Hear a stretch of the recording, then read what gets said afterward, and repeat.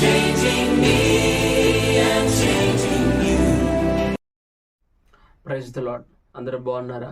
దేవుని కృపను బట్టి మీరందరూ క్షేమంగా ఉన్నారని ప్రభువును ఎంతగానో స్తుతిస్తూ ఉన్నాను. ప్రతిదినం వాక్యం ద్వారా దీవించబడుతున్నారని, మీ జీవితాల్లో వాక్యము క్రియ జరుగుతుందని ప్రభు పాదాల దగ్గర మేమును ఎంతగానో ప్రార్థిస్తూ ఉన్నాం. ఇదినము దేవుని వాక్య ధ్యాన నిమిత్తమే అపోస్తల కార్యములు 28వ అధ్యాయము 3వ వచనాన్ని గమనిద్దాం. ఒక సర్పము కాకకు బయటకు వచ్చి అతని చేతిని పట్టెను. యేసు ఇక్కడ లేఖన భాగంలో మనం గమనించగలిగినట్లయితే అపోస్తలుడైన పౌలు తన పరిచర్యలో జరిగిన విషయాన్ని మనం గమనిస్తూ ఉన్నాం.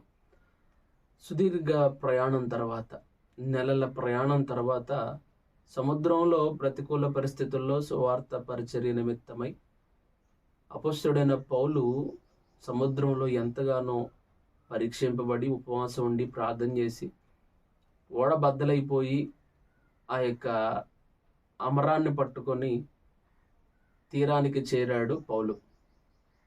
తీరంకి చేరిన తర్వాత ఒక ద్వీపాన్ని వారు చేరి ఉన్నారు.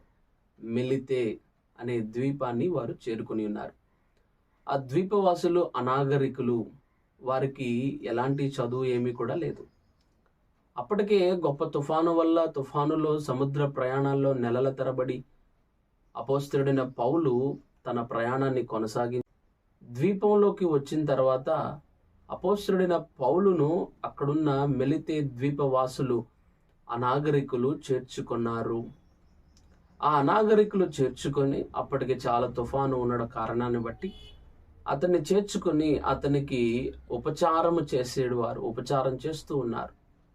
ఏ విధంగా అంటే నిప్పును రాజబెట్టి పుల్లలు కట్టెలు ఏరి ఒక చలి కాచుకునే మంటను వారు ఏర్పాటు చేసి ఉన్నారు. పౌలు కూడా వెళ్ళి మోపెడు పుల్లలు తెచ్చాడు.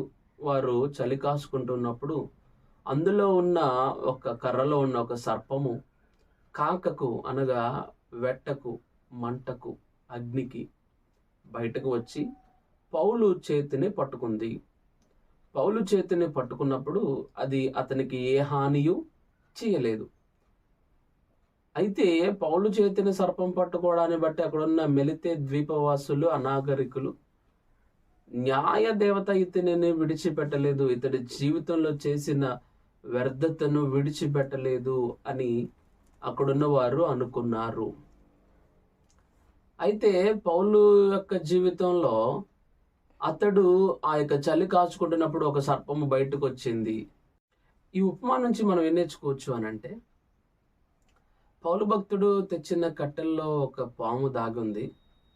అతను ఏరినప్పుడు అది బయటికి రాలేదు, మోసుకొని తీసుకొచ్చినప్పుడు బయటికి రాలేదు, కింద పడేసినప్పుడు బయటికి రాలేదు. కానీ ఎప్పుడు బయటకు వచ్చింది ఆ సర్పం అంటే, ఆ కట్టెలను అగ్నిలో వేసినప్పుడు, ఆ కట్టెలను మంటల్లో పెట్టినప్పుడు అందులో ఉన్న సర్పము బయటకు వచ్చింది.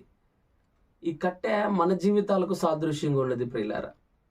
వాక్యం పెట్టిన మన జీవితాల్లో కూడా మంటకు రాక మునుపు అనగా అగ్నిలో అనగా పరిశుద్ధాత్మ దేవుడు మనలోనికి మనం పరిశుద్ధాత్మ అభిషేకంతో నింపబడనంత వరకు కూడా మన జీవితాల్లో దాగి ఉన్నవి బయటికి రావు.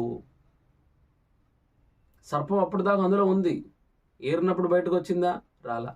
మోసుకున్నప్పుడు తీసుకున్నప్పుడు ఏమి రాలేదు. కానీ ఎప్పుడైతే మంటలో కాకలో అగ్నిలో పెట్టారో ఆ కాకకు ఆ వేడికి బయటకు వచ్చింది. వాక్యం వింటున్న మన జీవితాల్లో కూడా ఎప్పుడైతే పరిశుద్ధాత్మ ప్రసన్నత కొరకు మనం అడుగుతూ ఉంటామో, ఎప్పుడైతే పరిశుద్ధాత్మ సన్నిధి నిలిచి ఉండు మందిరానికి వెళతామో, అప్పుడు మన జీవితంలో ఉన్న ఎన్ని బయటకు వస్తాయి. నువ్వు మందిరానికి వెళ్లకుండా లోకంలో తిరిగినప్పుడు నీ జీవితంలో నువ్వు అంత నీతిపరుడు ఎవ్వరు లేరని నువ్వే అనుకుంటావు.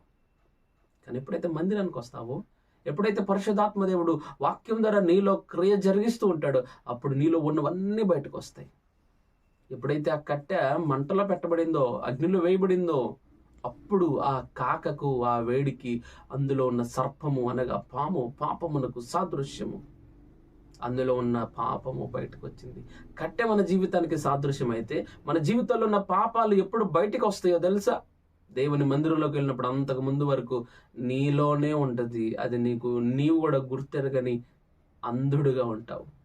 ఎప్పుడైతే దేవుని మందిరానికి వెళ్తావో, క్రమంగా వాక్యాన్ని వింటావో, ఆ వాక్యం నీలో ఉన్న దాగి ఉన్న పాపాలను వేలు చూపుతూ ఎత్తు చూపుతూ నిన్ను సరిచేస్తూ ఉంటుంది.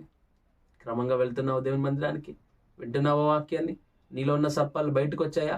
నీలో ఉన్న సర్పాలు అక్కడ నుండి వెళ్ళిపోయి నిన్ను ఒక శుద్ధమైన వ్యక్తిగా చేస్తున్నావా? లేదా నీలో ఉన్న సర్పాలు ఇంకా దాచుకుంటున్నావా? ఈ యొక్క దినమున వాక్యం వింటున్న మన జీవితాల్లో దాగి ఉన్న సర్పాలు బయటికి రావాలంటే పరిశుద్ధాత్మ ప్రసన్నత నిలిచి ఉండే దేవుని మందిరానికి మనం అందరము రావాలి. ప్రార్థన. పరిశుద్ధాత్మ దేవానికి వందనాలు. ఎందరు మా ప్రియులు వాక్యాన్ని వింటున్నారు, వారి జీవితాల్లో దాగి ఉన్న సర్పాలు బయటకు వచ్చినట్లుగా దేవుని సన్నిధి నిలిచి ఉండు. అయా ప్రభు, అగ్ని బాప్తిస్మము ద్వారా, నీ అభిషేకము ద్వారా వారిలో ఉన్న దాగి ఉన్న సర్పాలు బయటకు వచ్చినట్లుగా, నీ వాక్యం విరివిగా ప్రకటింపబడుతున్నప్పుడు వారిలో ఉన్న దాగి ఉన్న పాపములు బయటకు వచ్చినట్లుగా ఈ కృపను దయచేయండి తండ్రి.